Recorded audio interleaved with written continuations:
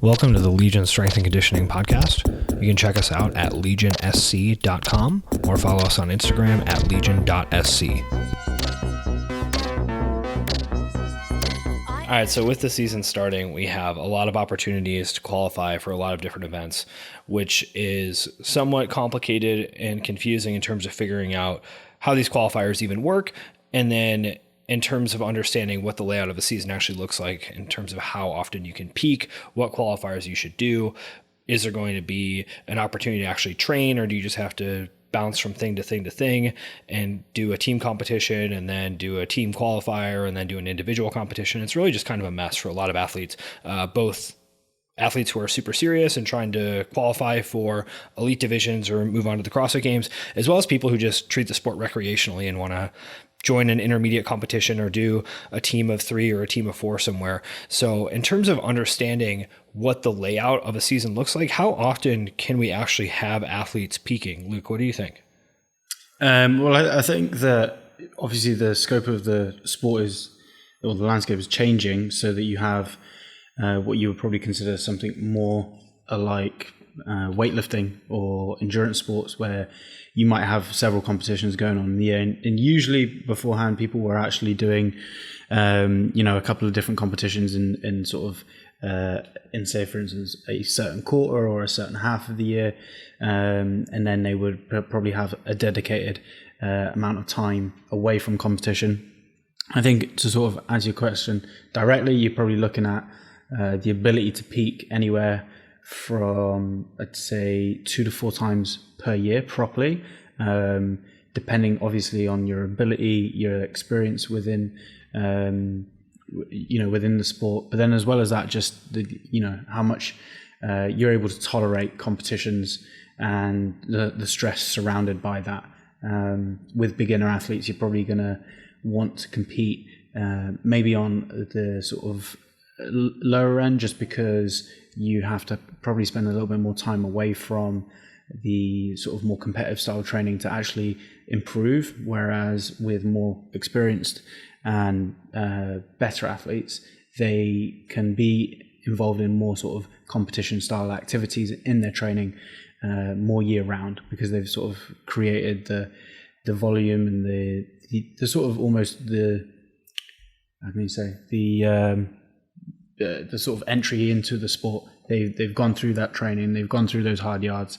I think a couple of times a year, and I think that it's important that you probably look at the year and say, for instance, different time periods, whether you're going to break that up into 3 or into 2, and you're going to have a dedicated amount of time towards trying to accumulate good training volume and make improvements, and then you're probably looking at another period of the time in the year where you are looking at competing. And what do we actually mean by peaking also? I think it's probably important to give some definition of what that looks like. I think that's slightly different for everyone. Peaking itself is getting yourself prepared to perform at your maximum ability. I think when we talk about, the high performance athletes who, say, like someone like Tia-Clair Toomey, her performance peaking compared to her performance at something sub-maximal, so maybe not in her absolute best shape, to her, there's definitely a difference in performance. To the required performance for what she's doing, that's different compared to everyone else. So for her to peak for the games, that's one thing. She goes ahead, she destroys everyone at the games. For her to peak for the Open, the required work for her to be at her required best is different to someone who needs to be at their absolute best. Does that make sense? Yeah, I think generally with say newer athletes, younger athletes, they don't necessarily have to peak for as long. You obviously have to take into consideration, like you were saying, John, the style of the competition, the gravity that has towards your performance. You're obviously going to have people who are potentially going to be able to just walk through to the games through the Open. But yeah, for a beginner athlete that's looking to compete in, for instance, their first weekend competition, it's probably just going to take sort of 2 weeks of doing several different sort of intense conditioning pieces, maybe a strength piece, doing that a couple of weeks out, and moving training away from structured pieces into a little bit more competition style stuff. Whereas if you are looking to get people peaked, for instance, for the Open, and that's going to be their main entry point into the season, you're probably looking at somewhere in between, say, anywhere from 6 to 12 weeks based upon their training history, what they can adapt to, and how they respond to training as well. Yeah, I think that the three things that I think about for peaking someone are essentially making sure that they have the functional volume of the movements required to do the competition they're going to be doing, meaning how many wall balls are they realistically going to be expected to do over the course of a weekend or over the course of a qualifier. How many chest to bar pull-ups, how many handstand push-ups, how many power cleans at 95 pounds, etc. So really just accumulating all of that volume and potentially doing that under fatigue as well, right? So it's not just getting chest to bar pull-ups done, alternating with strict handstand push-ups in an EMOM format. It's making sure that people can do all that stuff after thrusters and double unders and then going into it. So you're hitting much more fatigue-based training, which can have more of a consequence in terms of the overall ability to adapt to other areas like strength or aerobic capacity or movement quality, et cetera, because you are hitting the point of breaking down mechanically as you're trying to get through, like I said, chest to bar pull-ups after a bunch of other stuff. And I think the third thing to think about is the intensity, not just in terms of power output, because I do think that you can train a lot of intensity, not necessarily in a peaking phase, but intensity in terms of maintaining it past a certain point and getting very uncomfortable, right? That a lot of competitive events require people to become much more uncomfortable by going closer to their threshold for longer or crossing it and having to maintain, or doing a lot of those that don't tend to get tested as much in competition, but do show up, 2.5 to 4.5 minute events with an assault bike sprint out the gate, followed by some other stuff. So a lot of those pieces need to get touched on leading into a competition, which then potentially pulls away from other training adaptation because it is more stressful and you are hitting more fatigue-based sets where things are falling apart and mechanically you're kind of losing it, and you're potentially going deeper into muscle endurance and compensatory energy system strategies to actually get through that stuff. So when we're talking about peaking, that's at least what I'm thinking, and that again is important to do leading into a competition, but can actually pull away from other stuff. So if we think about these peaking concepts we mentioned, maybe 2 to 4 times per year is a reasonable guesstimate for how often someone can or should be entering a peaking phase. How do we want to structure someone's season if they do want to compete in some of these sanctional events? Again, we can be talking about someone who's very high level, really trying to qualify for stuff and compete at the elite division, or it could be someone who just likes the sport, enjoys traveling, and is just like, hey, yeah, I'm going to jump in on this qualifier. Oh, cool. Can I do this one too? What do we think, Luke? What do you got? I think that you obviously have to look at when the next competition is, and then you have to work backwards from there, and then you have to sort of figure out a timeline within that. Post-competition, I think that it's important to go through some form of like down period, or just some, say, for instance, you could call it like a regenerative cycle where you're just getting people back into a position where they can be like resensitized to training, and they can get themselves ready for the next training cycle. If they have any sort of like nagging little injuries or anything like that they need to sort of sort out and get body work done for and get help there, then that's the time to do it. Then you're going to probably look at this is based off of individuals as well. Like I think beginners are probably going to be able to have more time training, going through like accumulation phases and building that up. They can go through, like for instance, if you're looking at it from a traditional strength perspective, you could be looking at accumulation phases with like hypertrophy work, and then moving into some strength, and then moving into power. If you're looking at it from like an energy system or like block periodization model, then that person could be going through a lot of base building for their aerobic endurance, and then that eventually sort of goes into more lactate based stuff closer to the competition. But I would say that you want to have anywhere, like, I mean, if you're looking at that 2 to 4 competitions per year, you want at least 3 months between big competitions. And then I think that ideally you're probably looking at somewhere in the region of around about 6 months. Just because I think as well as that, it is very hard for someone to be sort of down in the weeds of training for about 8 months with nothing to really work towards, or to be looking at something, 8 months ahead. It sometimes can be a little bit difficult, especially in a sport where people are competing a lot. But I do think that, that you have to go through sort of those 3 phases of, regeneration, post competition, accumulation, and then you probably have to go through some intensification and peaking as you move close towards the competition.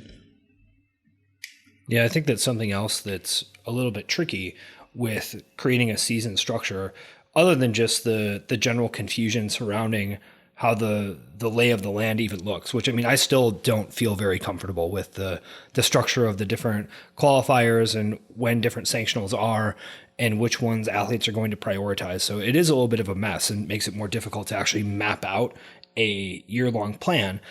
But in other sports, it's much easier to just do a race or a weightlifting meet or something in a non-peaked state, right? That it's really easy to just say, yeah, you know what, I'm going to hop out there and jump in on this 10K race or this 5K race and treat it as a training run.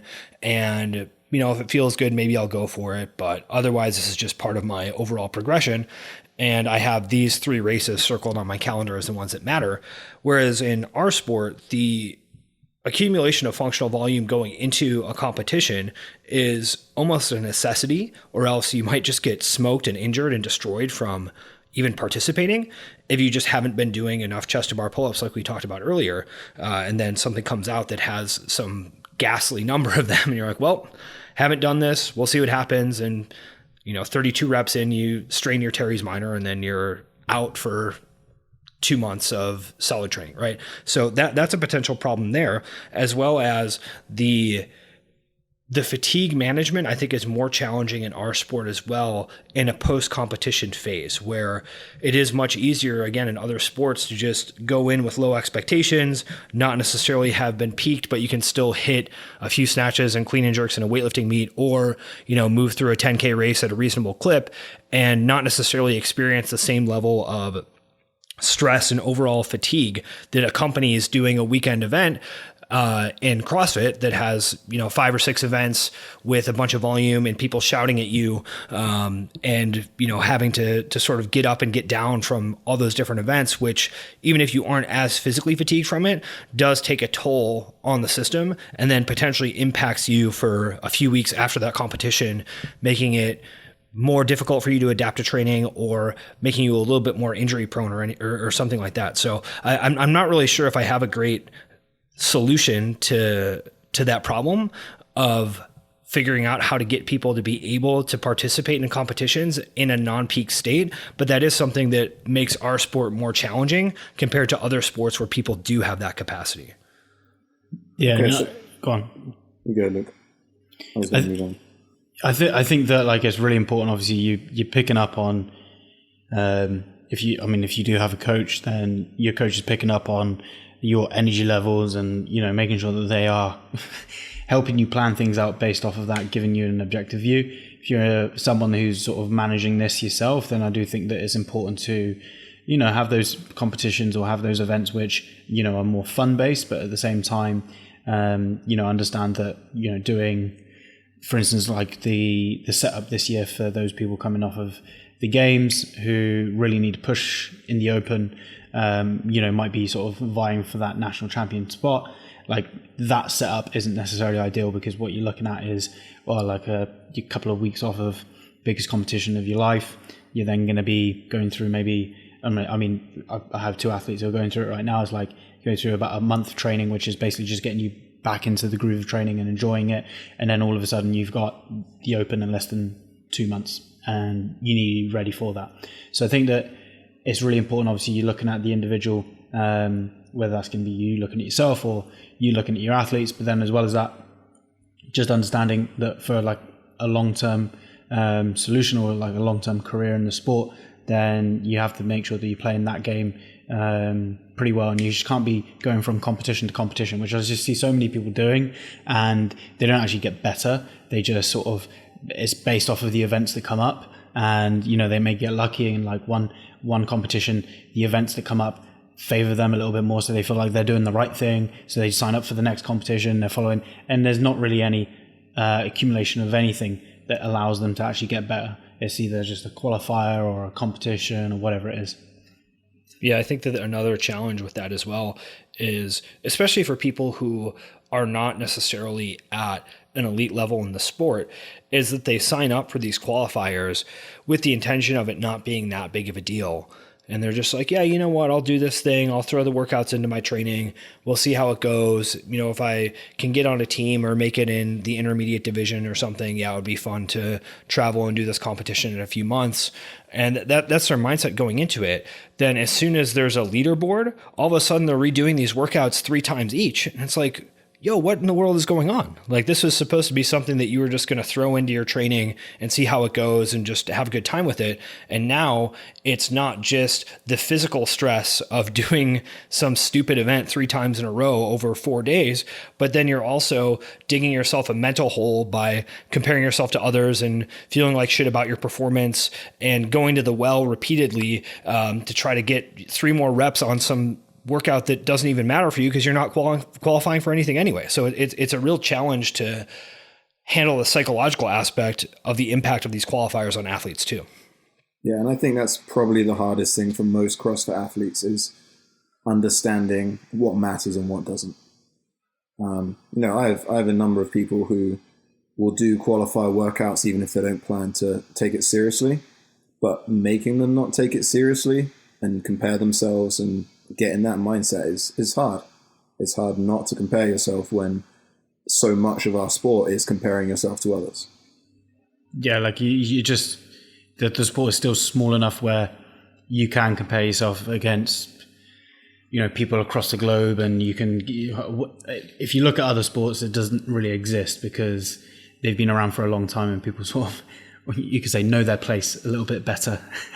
And they sort of know the level that they compete again, they compete within, whether that's going to be on a sort of a regional level or a local level, or a, you know, mess around with your mates on a Tuesday night playing touch rugby level or whatever it is. It's like, I think that as a sport, because of the unpredictability within the events, and then people just being really good at, say, like one thing, and, you know, being better than a games athlete at like one lift or something like that. It's like everyone is all of a sudden now thinking that they belong in these sort of, you know, these more competitive events, and that they always want to compare themselves so they have, yeah, it's just sort of like we discussed it before with too much data. And that's really how it gets to be an issue, because the events are constantly changing. You talk about other sports, people kind of know their place, and it's like, yeah, in weightlifting, you know what is going to be a good total for your weight class. You know roughly where the qualifying lines are.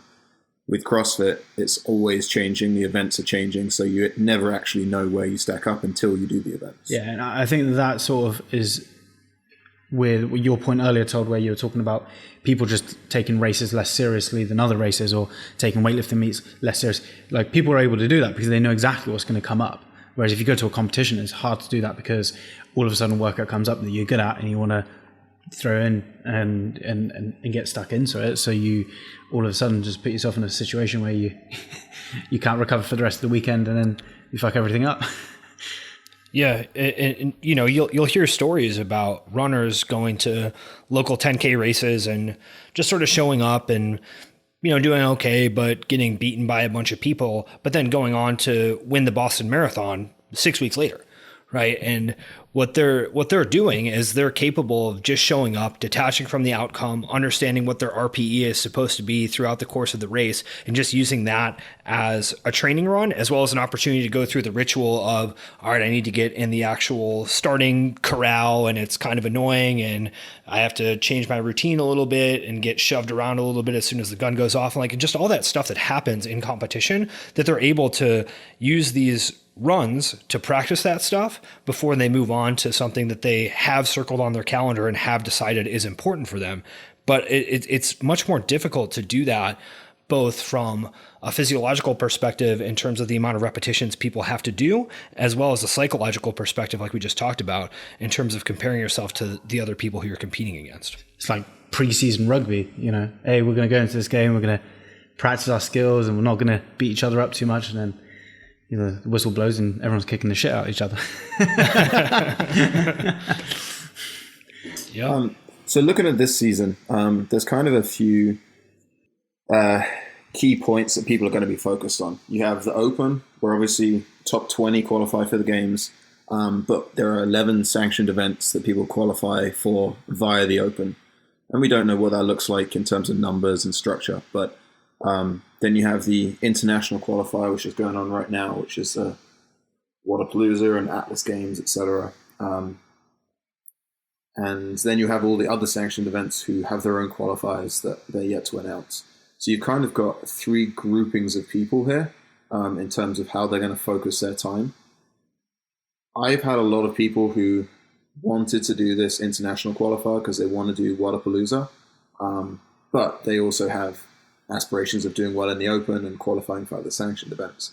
With those being so tight, we shifted focus to the Open because we decided that was going to be a better test for them to prepare for and set them up better for the rest of the season.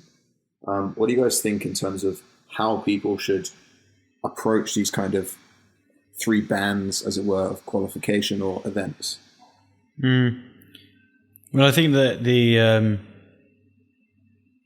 that sort of similar to what I was saying earlier, where you have like a period of the year which is devoted to doing qualifiers or competitions in this sort of style. I think that that's going to be important. What's interesting is you obviously have certain training groups now that, you know, like I know the guys at Training Think Tank, they have that throwdown once per week because they're trying to get their athletes used to that idea of going through sort of like a competitive in-house scenario, getting used to that on a weekly basis, which I think is actually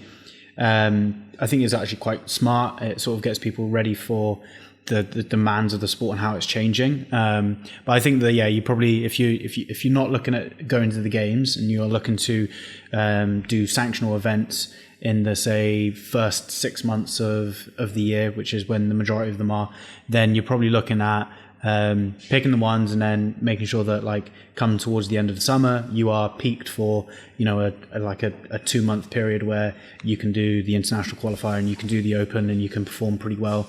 But that also takes practice, and that also takes, you know, like when people go through Open prep cycles, they're going to be going through a real hard effort on the Friday and a real hard effort on the Monday.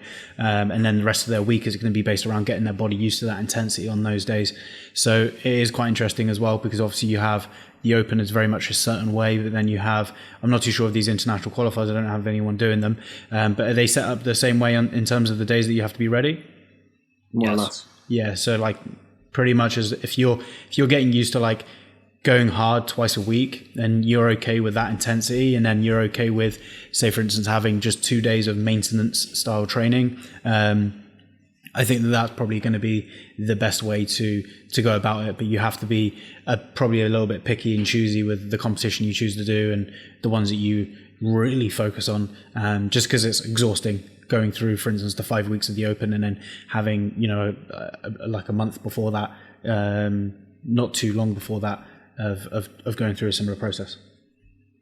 I think there's also an element of what the seriousness of an athlete is in terms of what our role is as a coach relative to that athlete's season, right? Because I do think that people for whom doing very well in the sport is a top priority and they have the potential to do so, that as a coach, I am much more prescriptive to them about what they should and shouldn't be doing, right? If someone has a realistic chance of qualifying for the CrossFit Games or competing in an elite division at a sanctional and wants that to happen, then I'm much more willing to tell them, no, this is stupid and doesn't make sense. I don't want you to sign up for this thing.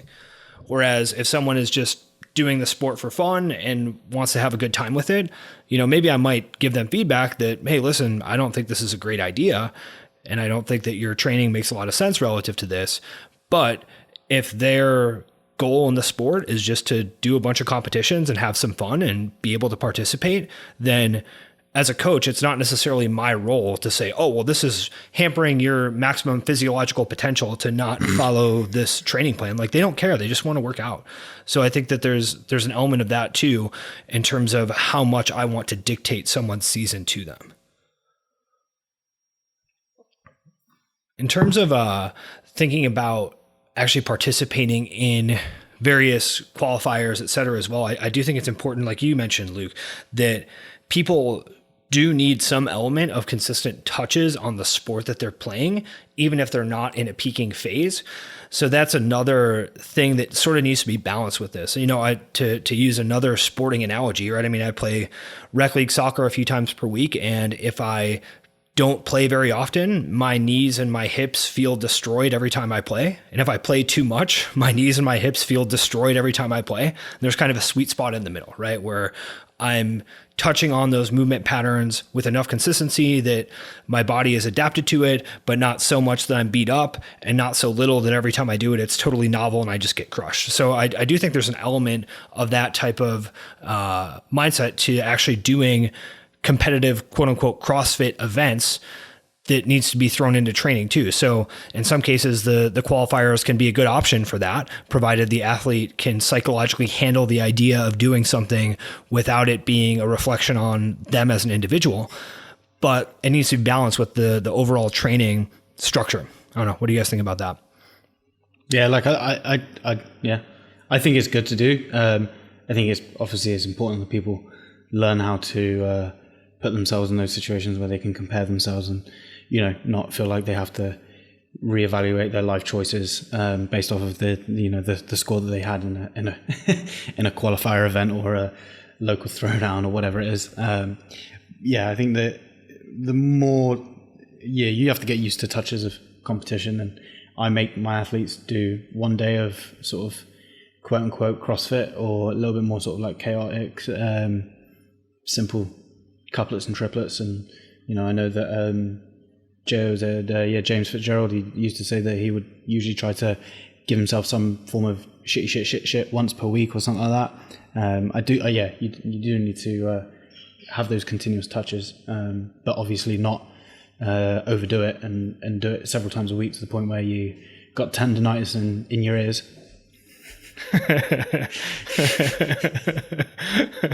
She's got tendonitis of the earlobe. I mean, Todd, you've talked about before about your thoughts behind like mental fortitude and that kind of stuff. But what do you guys think to training pieces which are designed to suck, but not necessarily like hit people hard, like from a CNS perspective or muscular fatigue, and it's just kind of designed to get them working on grinding through work when they don't want to? It's what the assault bike's for. What would be, do you have an example? I mean, kind of anything that involves assault bike sprints that is not necessarily going to be muscular fatigue, but more just like they can't breathe at the end of it, as opposed to they can't feel their legs. Anything that involves movement combinations that just suck together, like thrusters and burpees always suck together. You don't necessarily have to take it to a physical place where you're messed up, but you can take it to the point where you just want to quit doing CrossFit without having to push your body there. So, well, I do think that in terms of thinking about the mental aspect of training like that what is often happening, again, for people who are at a respectable level, is not necessarily that they need to get mentally tougher, that most athletes who are pretty good have no problem suffering and in fact want to suffer more than is probably good for them. But that what does happen is that you're essentially callousing your fatigue signals, right? That enables you to handle more discomfort of a particular type without shutting down. So the same way that the first time you use hook grip on a barbell, you're like, this hurts my thumb. And the second time you use hook grip on a barbell, you're like, this hurts my thumb. And the third time you use hook grip on a barbell, it's kind of uncomfortable, but you're used to it. And the fourth time, you just don't even think about it. The same process essentially occurs with the discomfort of doing something like assault bike sprints or thrusters and burpees, that you're still getting signals of discomfort from your body, but your brain has sort of learned to filter those and respond to them differently, right? Anyone who has actually taken some time off of training and hasn't done hook grip for 2 weeks, when you go back, it's like you're a beginner again. It's like, wow, this hurts my thumb. And then same process, a few days, it hurts your thumb, and then it's completely fine. And you're just sort of callousing, not necessarily just the physical skin of your thumbs, but the actual process that refines the signals coming from your thumb into an emotion that you experience changes, and it no longer tells you that that's something that needs to be actively painful. Just like, oh, yep, this is something that we do. There's no real consequences to it. Totally fine. So I do think that it's important to work on that periodically, and especially leading into competitive events, because you have to be able to just shut out those fatigue signals and keep moving. But I mean, like you said, John, I'm not huge on just, oh, we need to build mental toughness, because again, for a lot of people who are competitive, they like suffering, and it's not that they don't have the desire to suffer. But it's also, I think it's unproductive suffering as well. Like, I think that there's, like, if you give someone, say for instance, 30-second max assault bike, rest 2 minutes 30, whatever, 5 times. It's not along those lines.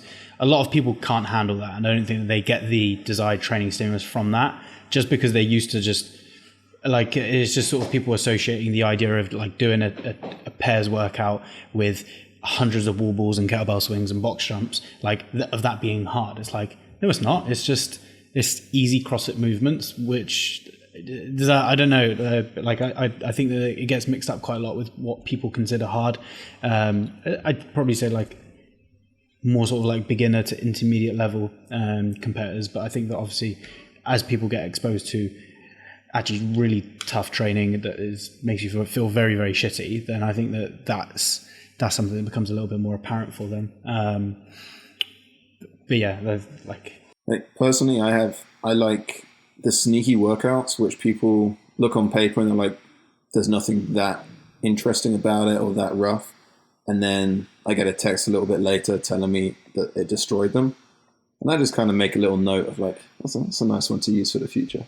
We just like something like 15.5. Like a lot of people, like if you hit that really hard, like which one was that? That's the rowing and burpees. 27 down to 3 rowing burpees. Or is it 27 down to 1? 27, 21, 15, 9. Yeah. 9, yeah. 27 down to 9.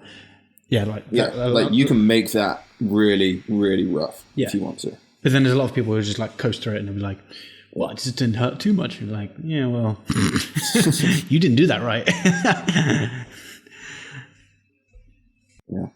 And I think actually it was from this year's Open, which it was the one with the bar face and burpees and the bar muscle ups. Oof, yeah. A lot of people didn't appreciate how much that was going to suck and how much it was going to mess them up.